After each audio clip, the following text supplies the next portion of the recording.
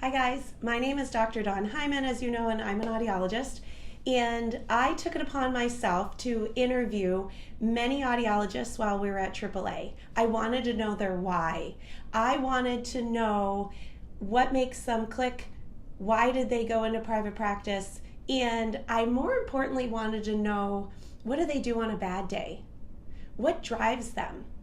Many times we see people at a conference, but we never really get into these deep conversations. So I reached out to a bunch of people and said, hey, would you mind just letting me videotape you answering these questions? So here's to all of the future audiologists. Here's to the young ones. Here are to those that are in the middle of all of this who just need a pick-me-up on a bad day.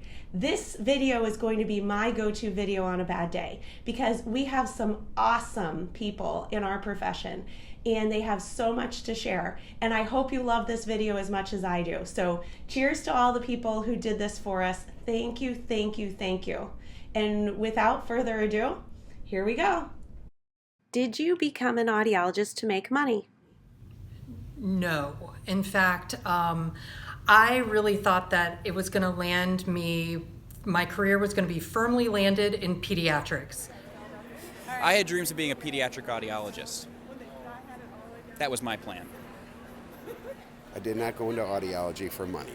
I don't think anybody did. And when I graduated in 1978, you were making $16,000 a year was the starting salary. So nobody was going into audiology for money, and you couldn't sell hearing aids. They would bar you. In fact, I got banned from ASHA for being a hearing aid rep, the first audiologist rep, and they kicked me out. No, I did not, although I really want to see who says that they did. I was an engineer. That's my undergraduate training in engineering, biomedical, and mechanical. So I had some pretty good options as far as financial from that profession. But I found a good fusion of technology and patient care, direct patient care with audiology, and that's what drew me to it. Make money. I thought I could do a decent living in audiology. 1974. Yes, I went into audiology to make money. When I got out of college, I didn't have a job, and I needed a job because I had school debt. So absolutely, I went into a profession to make money. To make money. Yes and no. I went into it because I enjoyed it, but of course you want to make money.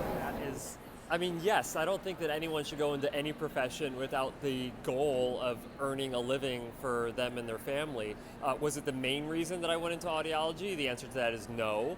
But I don't think that we should frown upon, earning a living. I think that it's something that literally any profession you go into, unless you're doing that completely as a trust fund baby to some degree, earning money is something that you should do.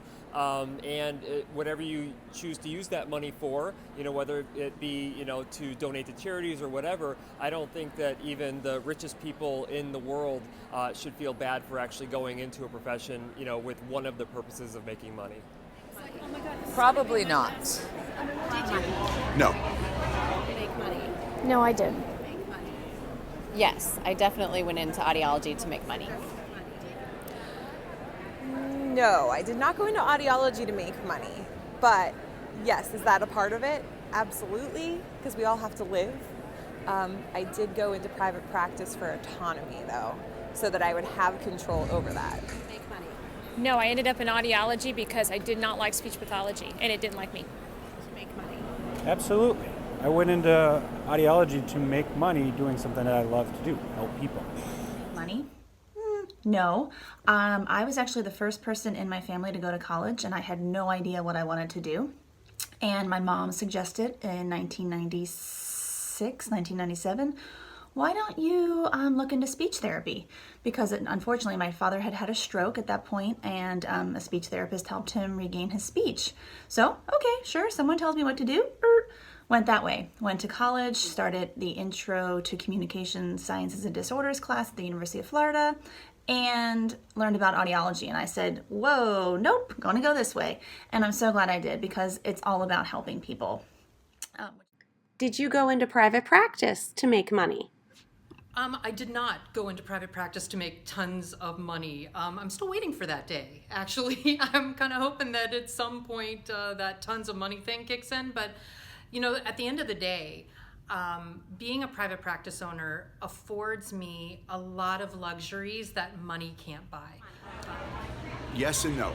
I went in private practice to be able to be in control of what I do, and at the same time to make money. Do what you love and the money comes later.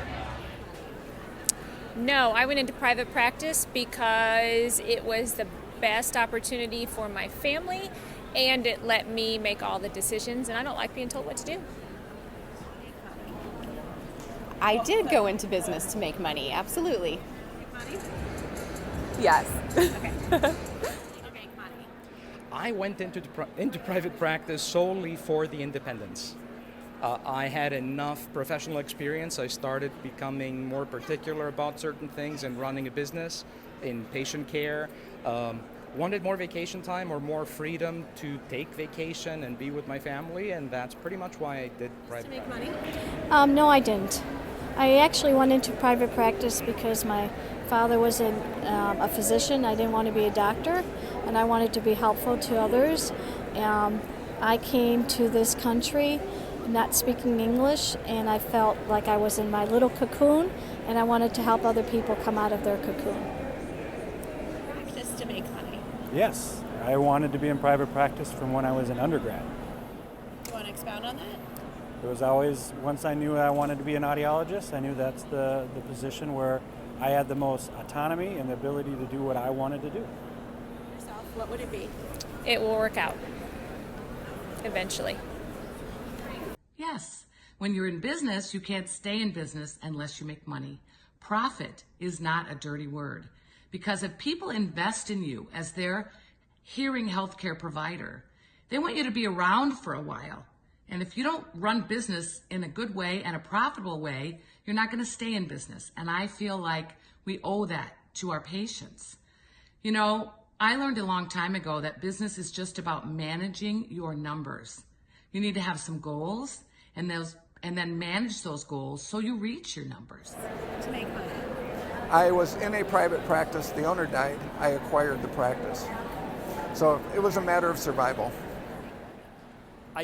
That wasn't the core foundation of why I went into private practice. I wanted to have more control. I wanted to make sure that I upheld a very high level of patient care, and the best way to do that to my ability was to make sure that I didn't have anyone else dictating the level of care that I would provide for the purpose of making the company money. Now, on top of that, I am a for-profit business. The intent of the business is to earn a living, but not at the expense of my patients. Money. No. I went into business for myself because I've been working in other places over the last 14 years, and I wanted to do things the way that they should be done according to best practices, and that doesn't always follow suit at every practice you go to. So I knew me opening my own practice would be something where I could do the right thing all the time. Just to make money. I did. I didn't expect to be a millionaire, and I enjoy what I do, but I am making some money. To make money. Yes. To make money. No, but it's nice. How did I last so long was perseverance and believing in what you're doing. That's the biggest thing, and I think too many people have a neat idea. I started with an original idea many years ago, and I stuck with it, and it was hard because so many failures and so many obstacles, and if you don't believe and you don't persevere, but I did, and now I have a company. It's a successful company. It's a growing company. Did I get in for the money? No. I didn't. If you could go back in time, what piece of advice would you give your younger self? I would tell myself, first and foremost, relax. Good God, relax. It is all going to work out. You don't have to be perfect. You're going to make mistakes. The mistakes that you'll make are generally not the end of the world. And I think that would be the first thing. You can do this. You've got this. And believe in yourself. Would you give yourself? I would have gotten into private practice much earlier. If I could go back in time, I would tell myself to take more business courses, like financial courses, because I feel like in business and private practice, we need so much more training on the business side of what we're doing. Probably be to take some more business classes or to take any business classes, because in clinical audiology, we took one business class at my graduate school, University of Louisville, but that was maybe 2003, 2004, so many years ago, and here we are in 2018-19 when I decided to open my own practice. So it would be to learn the back end of it, the financial part of it, the accounting part of it. I'm learning it now, day by day, little by little, but it would be nice to have a little bit of that background as part of my education. What one piece of advice would you give? I would take better care of my ears. I did a lot of loud stuff with music, with power tools, with loud cars that have not helped me now, but I know where to go if I need hearing aids. And I would probably take some business classes. I felt very underprepared going into private practice, starting it. I thought I knew everything because of my experience as a clinician, but I really did not estimate how much it took to run a practice. Possibly to leave my employer sooner and start private practice sooner, but not so soon as to miss my children growing up. If I had advice to give to someone, my younger self, I would say, you can be nice and still make a profit. You don't have to give your services away. You just have to do the best job for patients that you can. And if you focus on that, patients will not mind paying you well for what you do. We don't have to apologize for that. I remember years ago, I was working with an ENT, and we had a relationship where I shared my revenue and he shared his revenue for hearing testing. And after 3 years, he said to me, you make too much money. I said, really? I'm paying my own staff. I'm paying my own marketing cost. He said, you make too much money. You're just an audiologist. And I remember that my accountant said to me, you need to learn how to swim with the sharks without getting eaten. I was not going back to that CPA to tell him that I didn't know how to say something to an MD. I went to the MD and told him, this is what I'm worth. I knew my worth. This is what I'm willing to pay for the space. And I left the next day. And it was the best decision I ever made. So I would tell myself, know what you're worth and stand up for that. I would say to have more younger people around me, because I think when you have fresh blood, it will change the whole practice, and stay current on items that you might not be current on, but feel pressure from the younger people to help you, bring you up to speed. Take more leadership courses, and learn about time management. To not let anyone get you down on your dreams just because that's what you want, that's what, everyone's telling you that you're not good enough, and just to have that confidence that you can do it. I would probably just say, just do what you're going to do. If you make mistakes along the way, no big deal. You learn from them. All of us are a product of our successes and our failures, and I don't think that failures should be something that's frowned upon. I think that builds character. If I had made mistakes along the way, then those are my mistakes, and I get to learn from them.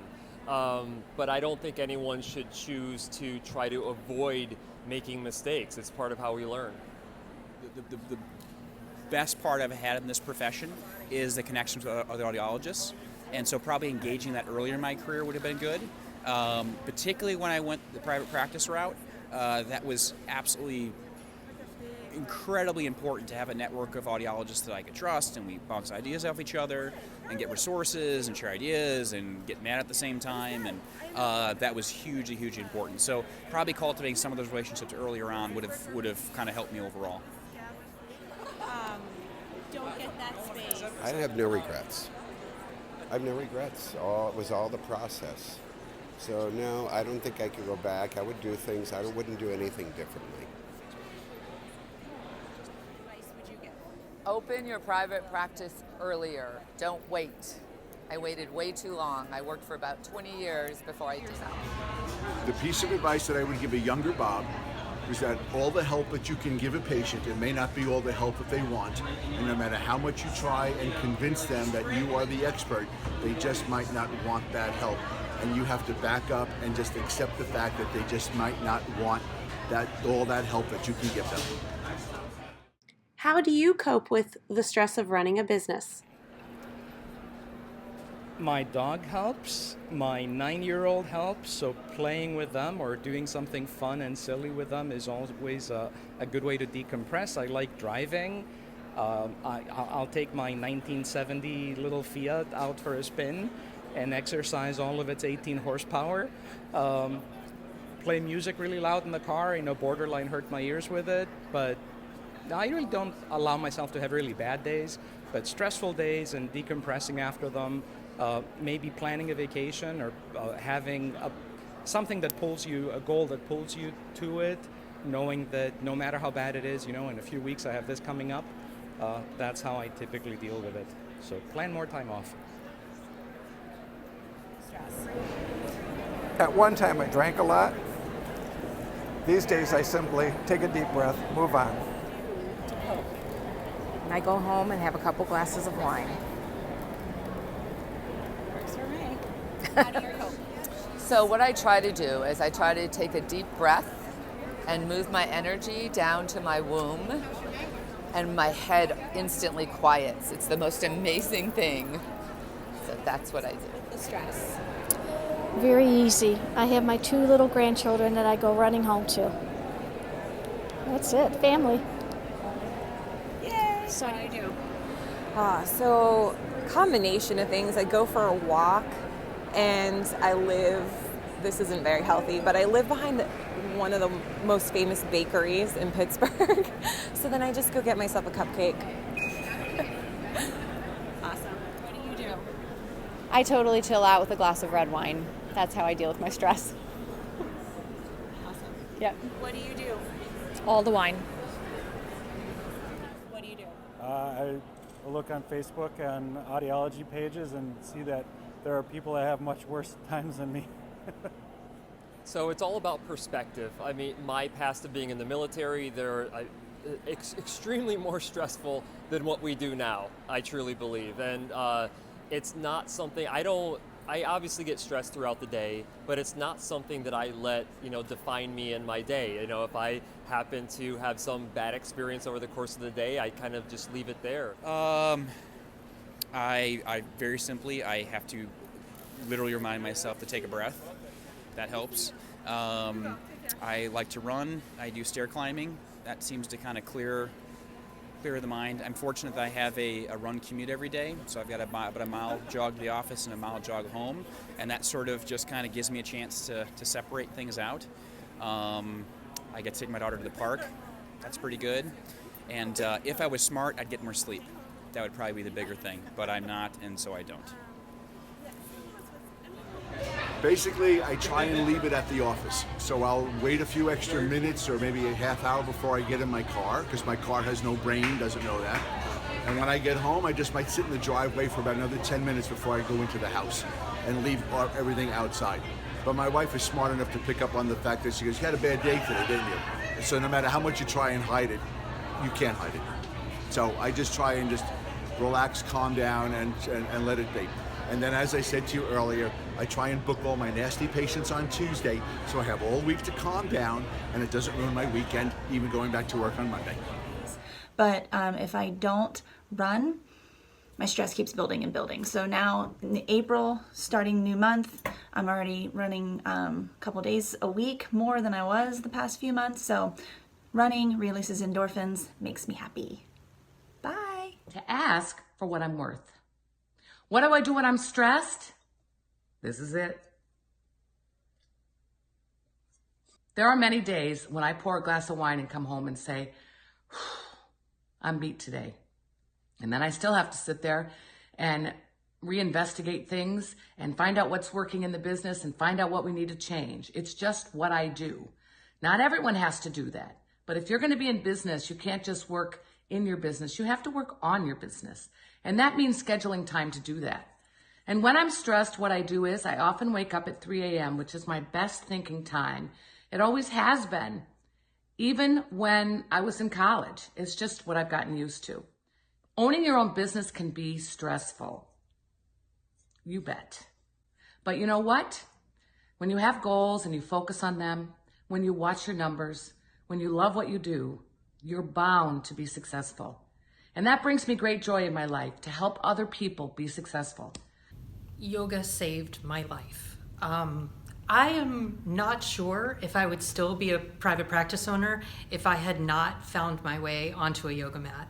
I remember so clearly one of my teachers talking, and wow, it just kind of makes me a little bit emotional, and saying to, in the middle of this really difficult practice, so yoga, a lot of times when you're practicing, it's basically controlled stress. So you're learning how to breathe in the midst of a stressful situation.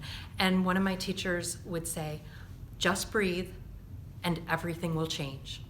And it has become somewhat my mantra. So in those moments when I just feel overwhelmed, I feel like I want to run screaming into the streets, I don't want to do this anymore, I give myself the opportunity to take a big deep breath, and sometimes it's 20, and eventually it changes. Oh my gosh, was that so good? Do you feel like you just want to ask more questions and be a part of these people's lives more? They are so approachable and sweet and kind and driven. And you know that these are the folks that are the first ones to work every day, and they're the last ones to shut off the lights, and they're the ones that are up at night worrying about how are they going to make payroll. But their whys drive them. They are here to help people. And I hope that you got something out of this. And I'm hoping that we have more videos like this in the future. So if you are questioning whether or not you should go into private practice, I would reach out to any one of these folks, because they are there as a part of our profession to empower others. So here's to you. Have a wonderful day. Thanks for watching, and we'll see you soon. Bye-bye.